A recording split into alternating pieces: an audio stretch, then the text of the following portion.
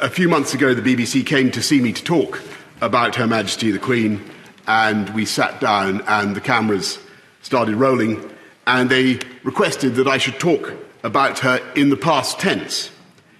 And I'm afraid I simply choked up and I couldn't go on. I'm really not easily moved to tears, but I was so overcome with sadness that I had to ask them to go away. And I think millions of us are trying to understand why we are feeling this deep and personal and almost familial sense of loss.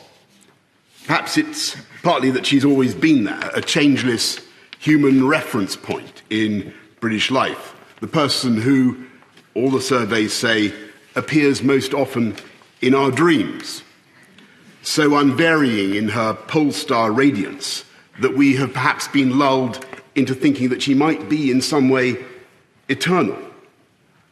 But I think our shock is keener today because we are coming to understand in her death the full magnitude of what she did for us all.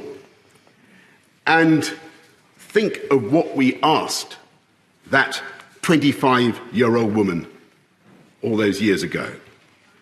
To be the person so globally trusted that her image should be on every unit of our currency, every postage stamp, the person in whose name all justice is dispensed in this country, every law passed, to whom every minister of the Crown swears allegiance, and for whom every member of our armed services is pledged, if necessary, to lay down their lives. Think what we asked of her in that moment. Not just to be the living embodiment in her DNA of the history and continuity and unity of this country, but to be the figurehead of our entire system, the keystone in the vast arch of the British state, a role that only she could fulfill because in the brilliant and durable bargain of the constitutional monarchy, only she could be trusted to be above any party political or commercial interest and to incarnate impartially the very concept and essence of the nation. Think what we asked of her and think what she gave. She showed the world not just how to reign over a people, she showed the world how to give, how to love, and how to serve.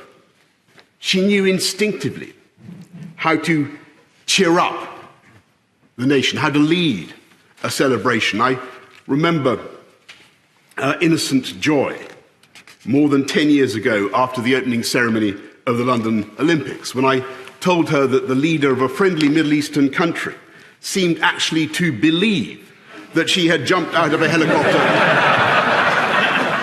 in a pink dress and parachuted into the stadium. And I remember her equal pleasure on being told just a few weeks ago that she had been a smash hit in her performance with Paddington Bear. Yeah. And perhaps more importantly, she knew how to keep us going when times were toughest. In 1940, when this country and this democracy faced the real possibility of extinction, she gave a broadcast, aged only 14, that was intended to reassure the children of Britain. She said then, "We know, every one of us, that in the end, all will be well." She was right. And she was right again in the darkest days of the COVID pandemic when she came on our screens and told us that we would meet again. And we did. And I know I speak for other prime ministers when I say, ex-prime ministers, when I say that she helped to comfort and guide us as well as the nation, because, and it was that indomitability, that humour, that work ethic and that sense of history which together made her Elizabeth the Great.